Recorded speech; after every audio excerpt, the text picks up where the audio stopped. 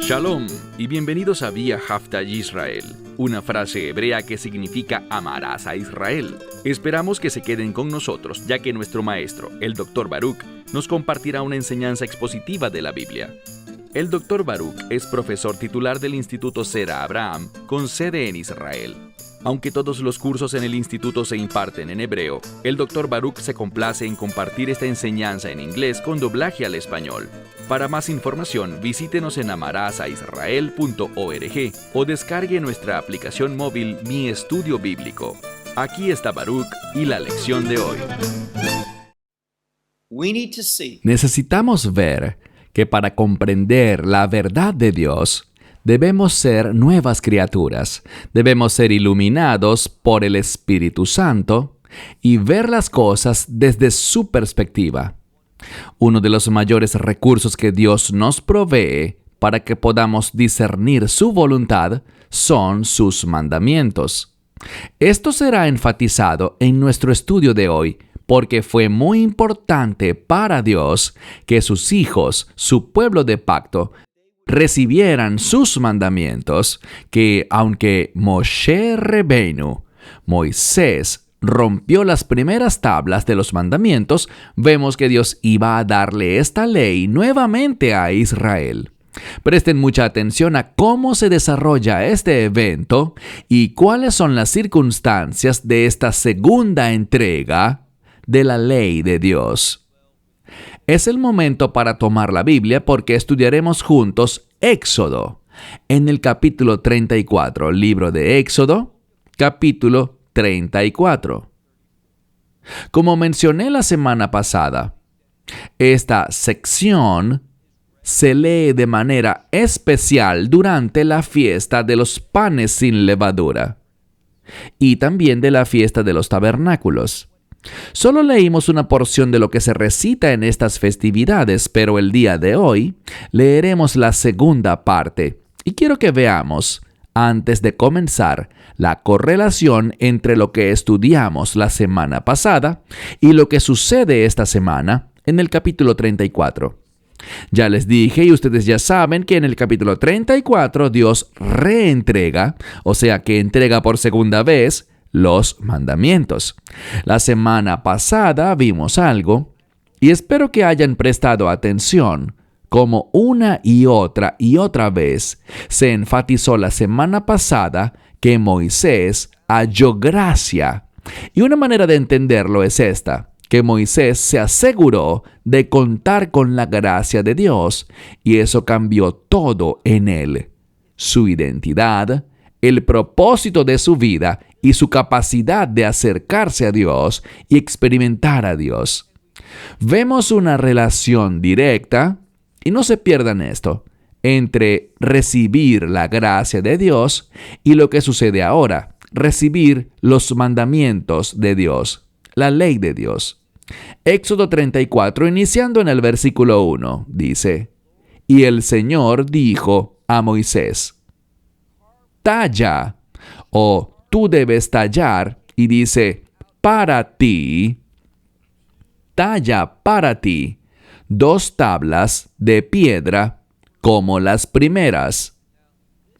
Esta es una frase muy significativa porque estas tablas serán talladas o labradas, y la palabra aquí indica que esto tiene un propósito espiritual.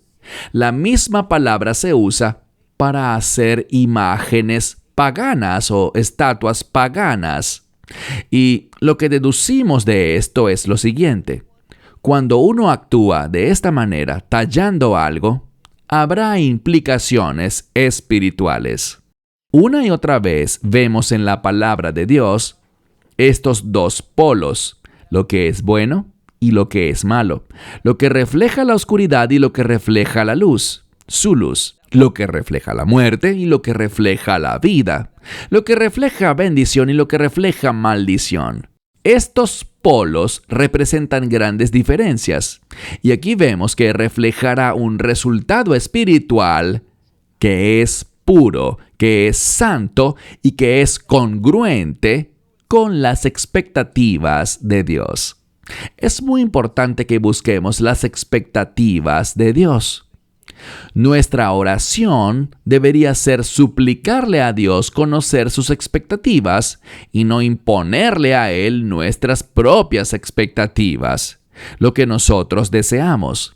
Leemos aquí, el Señor dijo a Moisés: talla para ti 2 tablas de piedra, como las primeras, y yo, este es Dios hablando, y yo escribiré, o podría decirse inscribiré, yo inscribiré sobre las tablas las palabras que estaban en las primeras tablas que tú rompiste. Esta no es una crítica. Esto nos recuerda por qué Moisés las rompió. Y eso fue porque Israel comenzó a jugar. Y la implicación es que jugaron a la prostitución, alejándose de la fidelidad al Dios de Israel y cayendo en idolatría. Vamos a ver, y me doy cuenta que muchas personas se incomodan con lo que la Biblia revela. Por ejemplo, en el libro de Apocalipsis, capítulo 14, encontramos la segunda mención de este grupo de los 144,000. Este grupo, en Apocalipsis 14, es único. No vemos la misma descripción de los 144,000 del capítulo 7. Ciertamente tienen algo en común.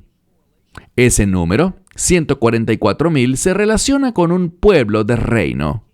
Un pueblo con quien Dios tiene un pacto.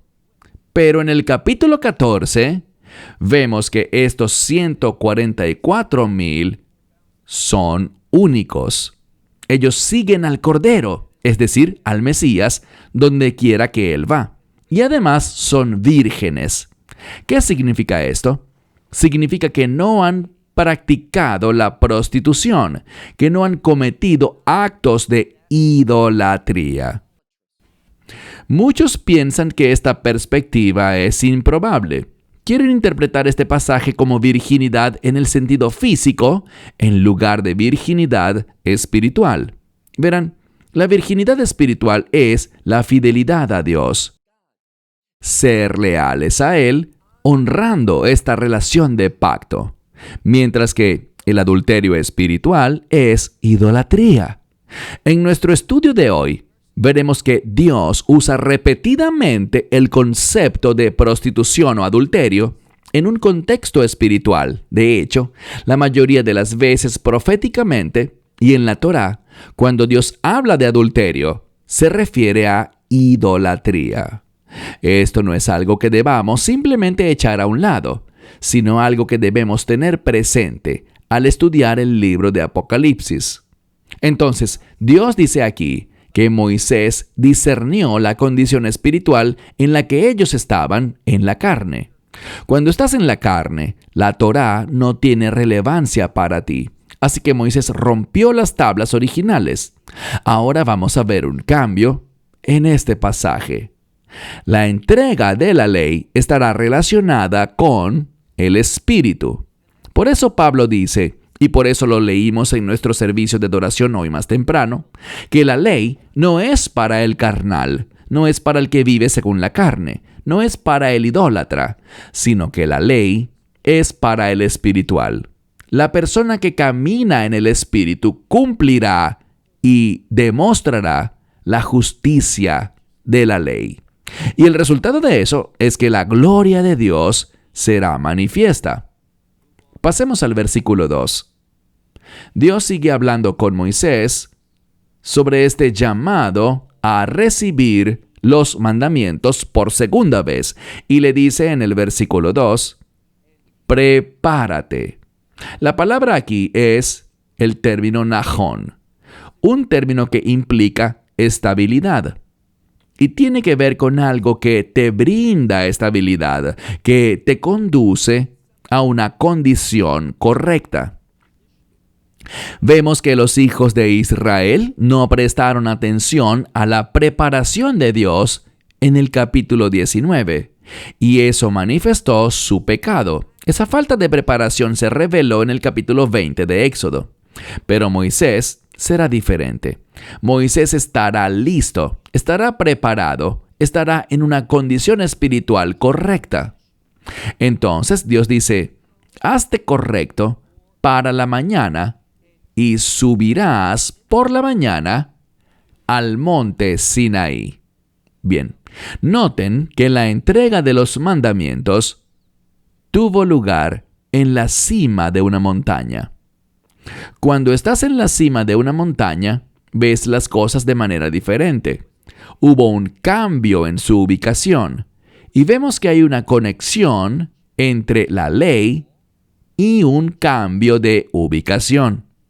Cuando persigo la verdad, o en otras palabras, cuando busco las expectativas de Dios, cuando hago eso, seré reubicado donde Dios quiere que esté, donde puedo recibir revelación, tomar esa revelación y utilizarla para los propósitos de Dios. Así que Moisés subirá por la mañana. En luz, bajo iluminación, las horas de la mañana simbolizan iluminación. Sube por la mañana al monte Sinaí y estarás de pie ante mí. Esto es importante porque esto también se puede entender como de mí. Es una palabra que habla de gran intimidad entre Moisés y Dios. Entonces estarás de pie, es literalmente lo que dice. Estarás de pie ante mí. Y luego vemos una palabra, sham, allí. Y lo que los rabinos nos dicen es que esta palabra, que tendemos a no darle mucha importancia y que simplemente se traduce como allí, en realidad es una palabra muy, pero muy significativa. Serías sabio de tu parte y aprovecharías muy bien el tiempo si buscaras en toda la Biblia donde aparece la palabra allí, especialmente en el Antiguo Testamento, es decir, en la Biblia hebrea, cada vez que aparece la palabra sham, porque a veces puedes ver escrita la palabra allí en tu traducción, pero no es sham. Así que debemos asegurarnos de que sea esta palabra, sham. La verás enfatizada a lo largo de las Escrituras. Una vez más, y estarás de pie ante mí allí, sobre la cima de la montaña. Versículo 3. Moisés, dado que se preparó bien, dado que tenía un llamado en su vida, dado el compromiso de Moisés con las cosas de Dios, es el único que está siendo convocado a esta experiencia en la cima de la montaña. Nadie más. De hecho, mira el verso 3. Dice: un hombre no subirá contigo. Además, un hombre no aparecerá, no será visto en todo mi monte, no solo en la cima, sino en toda la montaña. Y también el rebaño y el ganado no serán apacentados, es decir, no pastarán, no serán alimentados delante de ese monte. Así que nadie más, solo Moisés allí. Y todo lo que esto busca es resaltar el llamado de Dios en la vida de Moisés. Y ese llamado es el que le da la autoridad a Moisés. Esta descripción aquí habla de la singularidad, del poderoso llamado y la autoridad que Dios le ha confiado a Moisés delante del pueblo. Versículo 4. Y él tallará, o literalmente él talló, este es Moisés, 2 tablas de piedra como las primeras. Y luego dice que subió temprano, por supuesto Moisés subió temprano, y levantarse temprano expresa que es su prioridad. Moisés se levantó temprano en la mañana y subió al monte Sinaí. Y esta es una expresión muy significativa. Kasher siva Hashem oto, tal como el Señor le había mandado. Así es como deberíamos comportarnos, haciendo las cosas, comportándonos tal como se nos ha mandado.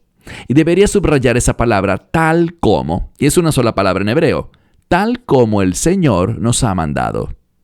Así deberíamos actuar.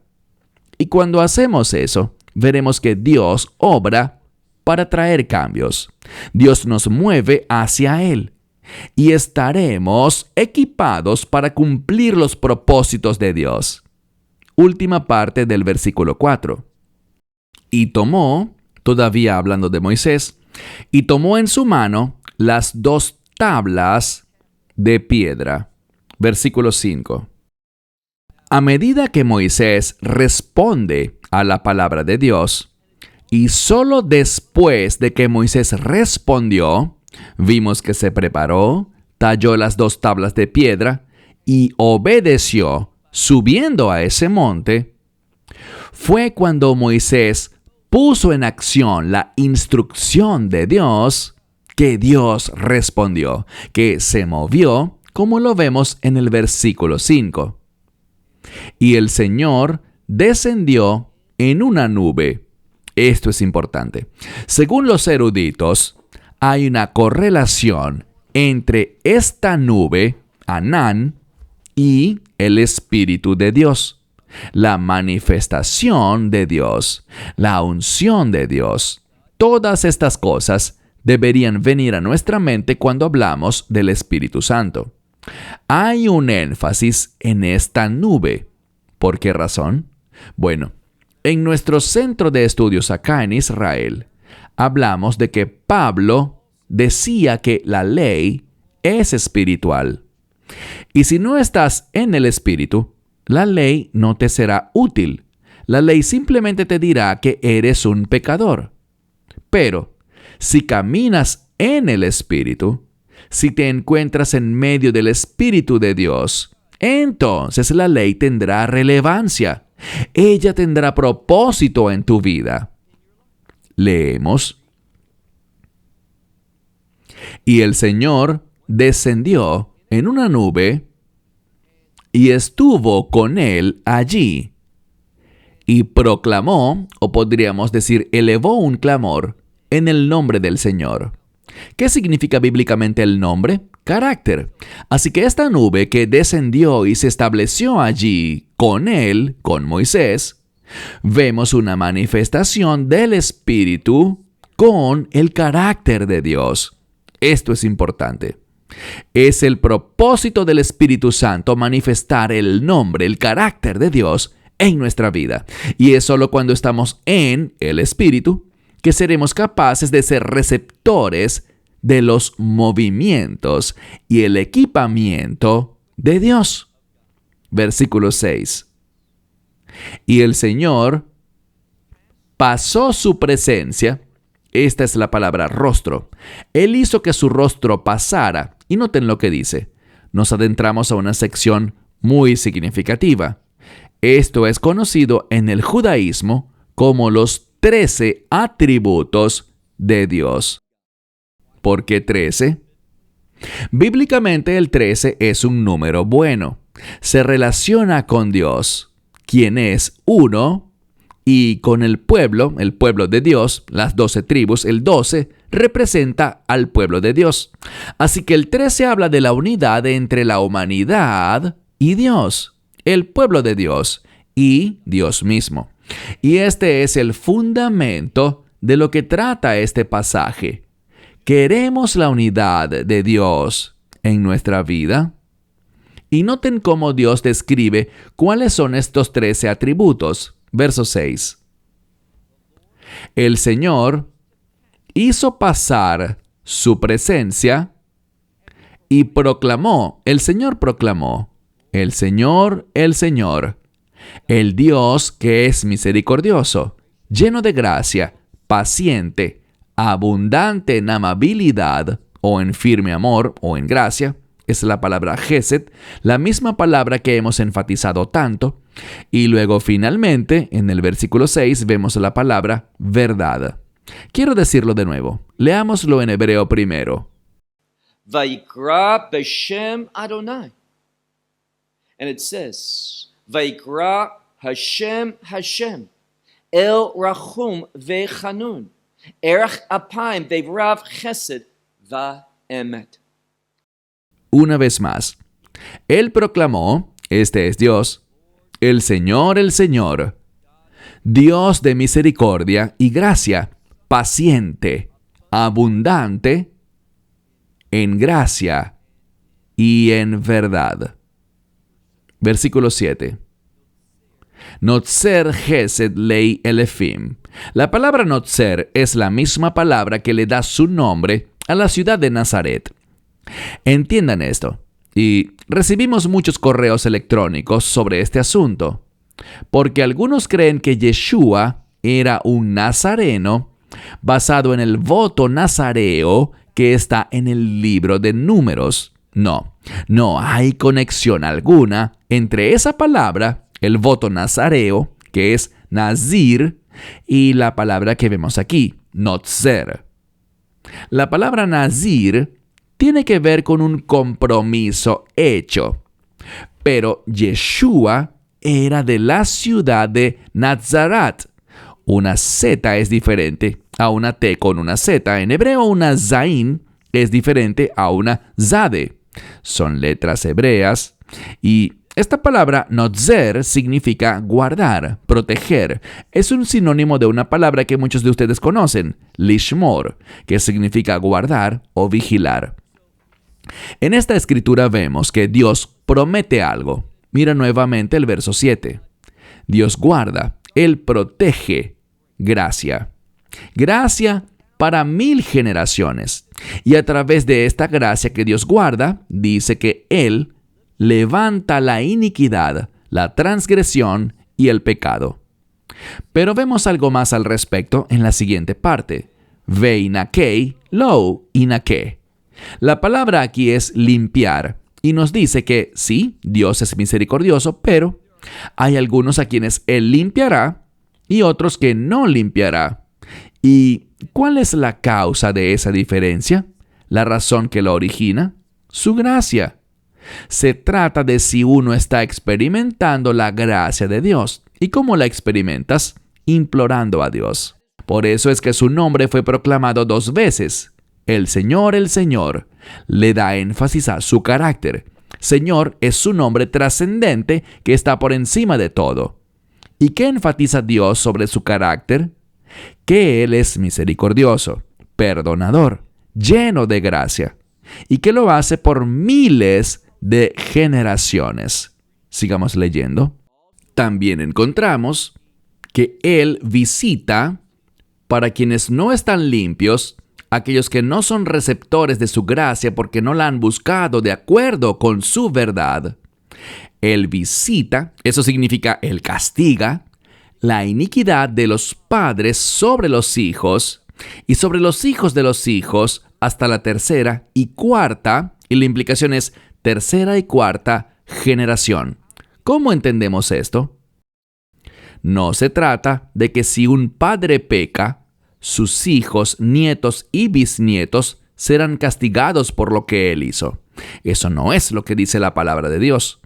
Debemos ver que el pecado está arraigado genéticamente. ¿Por qué soy un pecador? Porque mi padre lo es, mi abuelo lo fue y así sucesivamente hasta llegar al primero de nuestros padres, Adán, el primer hombre. Y como el primer hombre pecó, todos somos pecadores. Pero esto es lo que la Biblia nos dice. Existe una transmisión de una tendencia pecaminosa específica en un comportamiento. Entonces, si soy un ladrón, esa tendencia a robar será transmitida a la 3ª o incluso hasta la 4ª generación. Esa es la implicación aquí de lo que él dice acerca de visitar el pecado, la transgresión, la iniquidad de los padres sobre los hijos y de los hijos hasta la 3ª y 4ª generación. Esa tendencia pecaminosa específica, sea cual sea, se transmite genéticamente y se manifestará. Por eso debemos estar muy preocupados en cuidarnos para que no tengamos una influencia impía sobre las generaciones que vienen después de nosotros. Versículo 8. Moisés va a Majer rápidamente. Moisés se movió rápidamente y se inclinó hacia el suelo. Esta palabra habla de su cabeza. Él se inclinó hasta el suelo y adoró. Y esto puede significar no solo inclinarse, sino postrarse completamente ante el Señor. Todo esto habla de adoración. Así que cuando vemos el carácter de Dios, es un Dios que está dispuesto a perdonar, pero a la vez castiga el pecado porque es santo y justo. Y cuando Moisés entiende, ve, experimenta y aprende los atributos de Dios, ¿qué hace? Adora a Dios. Y la razón principal por la que adoramos a Dios es porque Él es digno de adoración.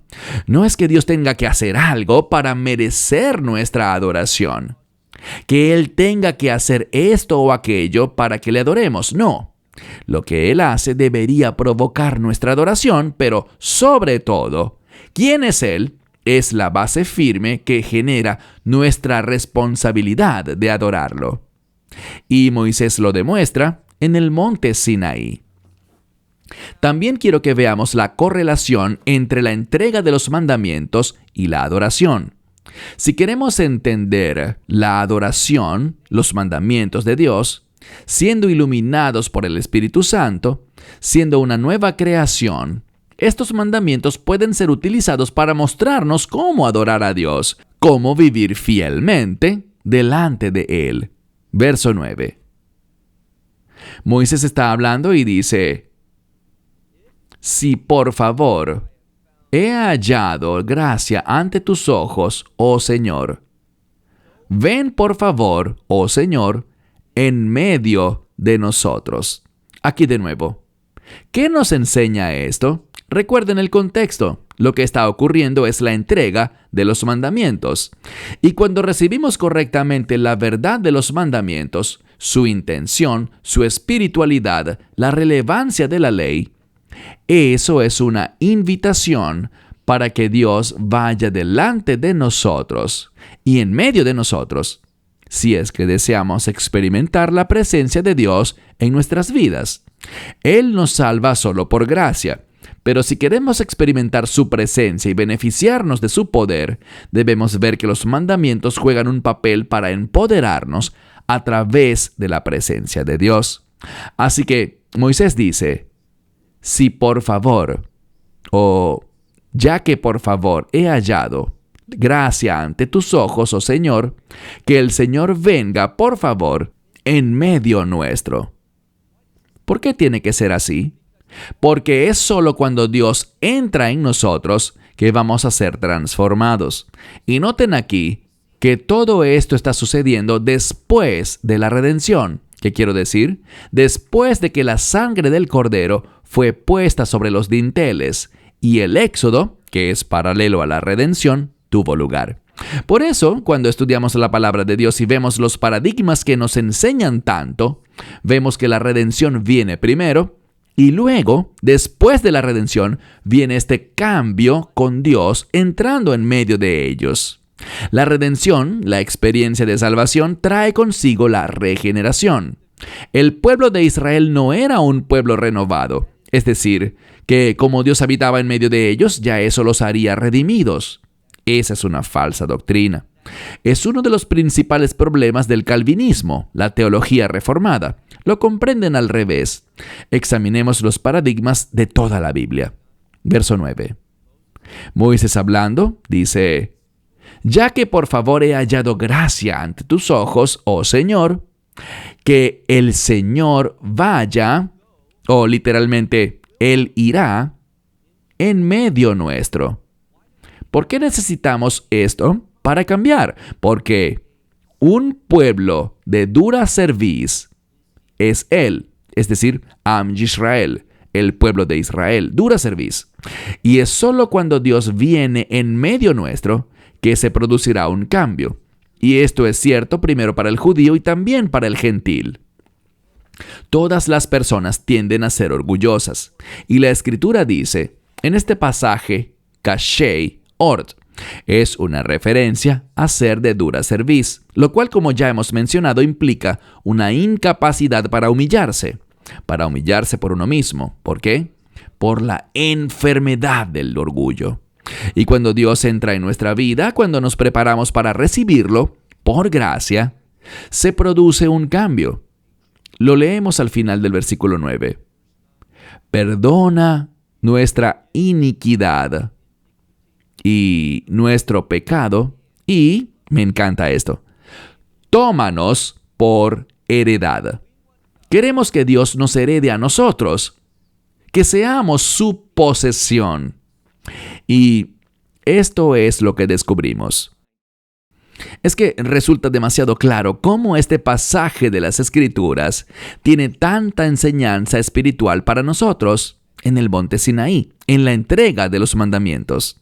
Moisés está diciendo, somos orgullosos, necesitamos que entres en medio nuestro, necesitamos el perdón de nuestro pecado, iniquidades y transgresiones, y queremos que tú, oh Dios, tomes posesión de nosotros, que nos heredes, que nos permitas ser tu herencia.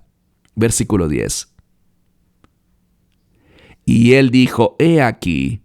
¿Quién está hablando ahora? Es Dios. Empezando en el versículo 10, tenemos la respuesta de Dios a la petición de Moisés, a lo que Moisés está solicitando. Y él dice, Dios hablando, he aquí, yo estoy cortando. Y este es un buen ejemplo que he compartido con otros grupos. Siempre que el tiempo presente en hebreo, que si prefieres puedes llamarlo participio, hay una diferencia en cuanto a cómo denominar esta construcción gramatical entre los estudiosos rabínicos y los estudiosos cristianos. Pero el término no es lo que importa, sino saber reconocerlo. Y cuando reconocemos esta construcción, ella siempre enfatiza y marca algo como de máxima importancia. ¿Y qué está diciendo Dios que es altamente significativo? Verso 10. He aquí, yo estoy cortando un pacto. Puede que tu Biblia diga haciendo un pacto, pero en hebreo no se puede hacer un pacto. Lo que se hace es cortar un pacto. Para nosotros sería, he aquí estoy haciendo un pacto delante de todo tu pueblo. Bien, esto significa que a través de la redención nos convertimos en el pueblo de Dios. Y Dios está diciendo aquí, y yo haré maravillas que no han sido creadas en toda la tierra, ni entre todas las naciones. Ahora, insisto, debemos subrayar el versículo 10. Regresemos. Dios está hablando y dice, he aquí, yo estoy cortando un pacto delante de todo tu pueblo. ¿Quién es tu pueblo? Es Israel, el pueblo de Moisés. Pero a través de esta experiencia, ellos se convierten en la herencia de Dios. Y Dios dice, haré maravillas. ¡Qué gran palabra!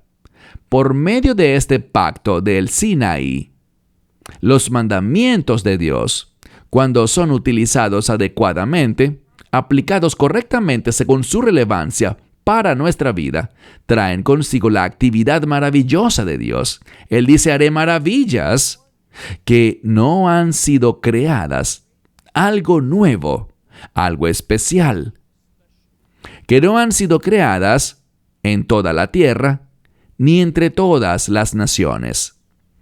Y vean a todo este pueblo en medio del cual estás tú. Lo que Él está diciendo aquí es que esto sucede porque tú estás en medio de ellos. Y entiende, la ilustración aquí es muy importante. Moisés es visto como el primer redentor. Y a través del liderazgo de Moisés, el pueblo recibirá la ley, lo cual trae como resultado intimidad con Dios y las maravillas de Dios en sus vidas. Esto es un paradigma para entender al segundo Redentor, al verdadero Redentor, tanto físico como espiritual, el máximo y único Mesías. Encontramos que por su redención, Él está en medio nuestro y vemos un resultado aún mayor. La obra del Señor, porque Él es asombroso. Ahora mira esto con mucho cuidado. La obra del Señor, porque asombroso es Él. Y no está claro porque en hebreo obra, maasei, es masculino, y el Señor, Hashem, también es masculino. ¿Nos estamos refiriendo a la obra del Señor que es asombrosa o al Señor mismo? Ambas son ciertas. A veces la incertidumbre es intencional para decirnos que se trata de ambas cosas y no la una o la otra. Él dice, el cual yo, y una vez más, esto está en participio, en ese tiempo presente que enfatiza la importancia del texto. El cual yo estoy haciendo contigo. Si tu Biblia lo dice de otra manera como yo haré, está mal, debe ser yo estoy haciendo en este momento. ¿Por qué está en presente? Porque nos está diciendo, está buscando mostrar al lector que esta experiencia del monte Sinaí tiene implicaciones poderosas, implicaciones eternas. Lo que Dios dice que Él hará está comenzando allí, está vinculado a esta entrega de la ley, a esta recepción de la ley. Versículo 11.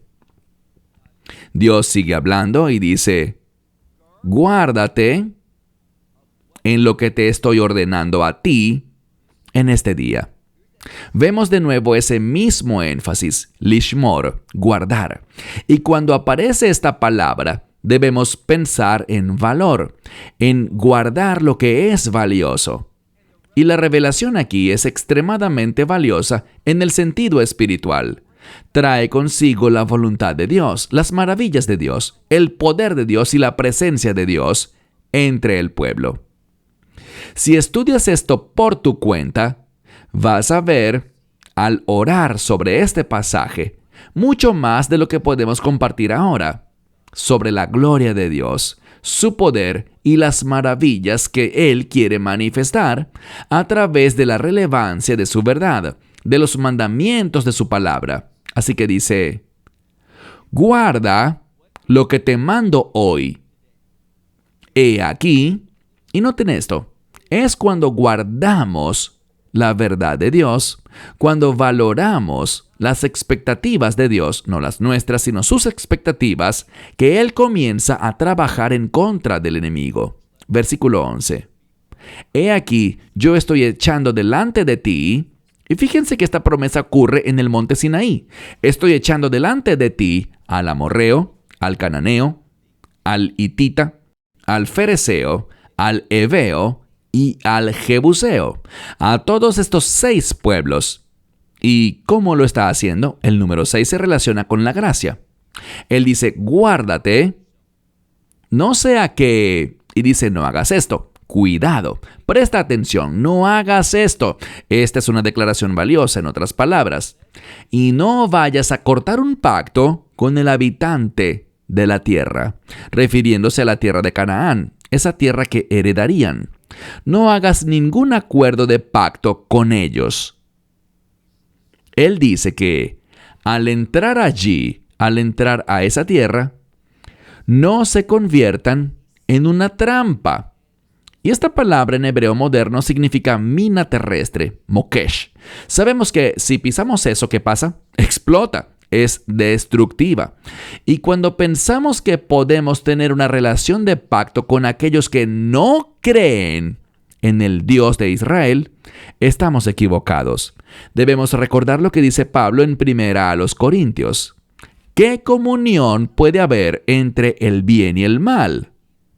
Así que dice, no hagas pacto con aquel que habita en la tierra a la que estás entrando, no sea que se convierta en un lazo, en una mina terrestre, una trampa en medio de ti. Verso 13.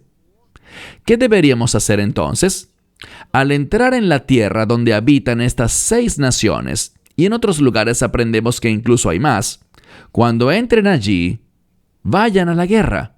Ahora, Moisés condujo al pueblo hasta la entrada, pero fue Josué. Y creo que es muy significativo que se llamará así, Yeshua, quien lideró al pueblo hacia la victoria sobre el enemigo. Y vemos lo que debemos hacer porque, dice versículo 13, porque sus altares desarraigarás. Es una palabra que implica desarraigar y destruir. Y sus pilares, que también podríamos traducirlo como lugares sagrados, monumentos sagrados, como quieras traducir la palabra matzema, dice aquí, los romperás. Y los asherots, estos son maderos, árboles que eran usados para crear distintas clases de ídolos. Eran adorados también, dice, los cortarás, porque no debes postrarte ante otro Dios, porque el Señor, celoso, es su nombre. Celoso es Él. Y este Dios celoso, cuando nosotros caemos en la prostitución, cuando prestamos atención a cosas que deberíamos evitar, que están en conflicto con los mandamientos de Dios, el celo de Dios se manifiesta de maneras desagradables en nuestra vida. Versículo 15. No sea que, lo dice por segunda vez, no sea que hagas un pacto con los habitantes de esta tierra. Si haces esto, si entras en un acuerdo. Y por esto es que no debemos emocionarnos al ver a Israel haciendo tratados y acuerdos con otras naciones. Aunque eso no habla de los pueblos de esta tierra, de todos modos, no deberían. Que tú sí sea sí y tú no sea no. No debemos desobedecer. Y esto es lo que está ocurriendo. No deberíamos darle al enemigo armas y desobedecer lo que dice la palabra de Dios con el fin de concretar un acuerdo con ellos. Cuando hacemos eso, cosas malas suceden. Entonces dice, no sea que cortes un pacto con los habitantes de la tierra y termines prostituyéndote detrás de sus dioses. Entonces, si haces esto, te encontrarás cayendo en idolatría, haciendo sacrificios a sus dioses y, noten, está hablando de sus dioses falsos. Y un dios falso proclamará ante ti y comerás de sus sacrificios. Yo resalté esas palabras al final del versículo 15. Él te llamará, refiriéndose a ese falso Dios. Y me dirás, espera un segundo, los dioses falsos no pueden hablar, no caminan, no ven, no oyen. Tienen boca pero no hablan. Y es verdad, lo que yo digo no está en conflicto con eso. Debemos ver el mensaje subyacente de este texto. No existe poder alguno en los ídolos, pero cuando reconocemos a un ídolo, a un dios falso, eso trae actividad demoníaca a nuestras vidas. Y por eso la gente tiene todo el tiempo experiencias sobrenaturales en cultos y prácticas idólatras. ¿Por qué? No es que ese ídolo de madera, de piedra o de algún metal precioso les esté hablando. Pero cuando te postras ante esas cosas, eso le abre puertas al demonio. Y el demonio habla. Eso es lo que está diciendo aquí. Y comerás, participarás de su altar. Versículo 16. ¿Y cuál es el resultado? Traerás corrupción a la próxima generación. Tomarás de sus hijas para tus hijos. Te mezclarás. Y al hacerlo, tus hijas se prostituirán, estarán involucrándose en idolatría tras sus dioses y cometerán prostitución, es decir, también practicarán idolatría, tus hijos detrás de sus dioses. Versículo 17. Lo que está diciendo es que cuando entramos en acuerdos o pactos impíos e inapropiados con una persona incrédula, eso tiene conexiones espirituales. Todo tiene conexiones espirituales. Y eso producirá en nuestra vida una actividad demoníaca. Debemos vigilar los acuerdos que hacemos y con quién los hacemos. Concluyamos con el último versículo, versículo 17. ¿De qué está hablando? De esta idolatría, de este adulterio, espiritualmente hablando.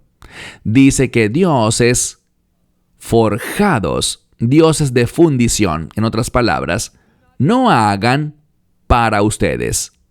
Simplemente está diciendo aquí que cuando permitimos la influencia de personas no creyentes, paganas, a nuestra vida, en nuestra esfera de influencia, eso siempre tendrá un resultado negativo. Así que dioses de fundición que uno mismo puede hacer y fabricar, dice, no los hagan, no cometan tal pecado. Y se aprecia bien, para terminar, la fuerte participación de los mandamientos de Dios para protegernos de la idolatría. Una cosa que les advertiría, y creo que pueden discernirlo por ustedes mismos, es que cuando una congregación de creyentes se aleja de las instrucciones de los mandamientos, de todos los mandamientos, pero especialmente de la ley de Dios, cuando una congregación dice que eso ya no es relevante, que es algo del pasado, que no es para nosotros sino para el pueblo judío, cuando una congregación, una iglesia local, tiene esa perspectiva, puedo prometerte que su adoración se moverá hacia la corrupción.